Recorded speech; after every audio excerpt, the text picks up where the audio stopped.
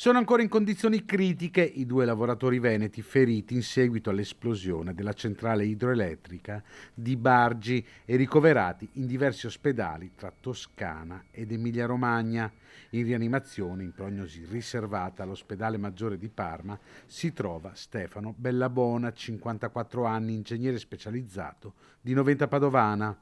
Ha ustioni sul 45% del corpo, ma le sue condizioni sono stabili, come ha confermato il fratello Fabio ai nostri microfoni nelle scorse ore.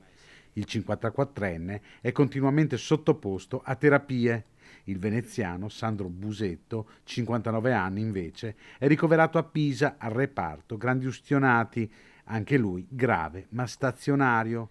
Il pensiero ai veneti feriti e alla vittima Adriano Scandellari del presidente Luca Zaia. Un bilancio terribile per quanto riguardano i veneti, peraltro 2 feriti e un morto. A vicinanza mia di tutti noi veneti va questa famiglia di questo povero lavoratore che ha perso la vita in quella centrale, e va anche la vicinanza alle famiglie dei feriti. Dopodiché noi vorremmo capire anche qual è stata sia stata la dinamica, visto e considerato che ad oggi si rincorrono notizie anche spesso discordanti sulla dinamica e sulla ricostruzione dei fatti.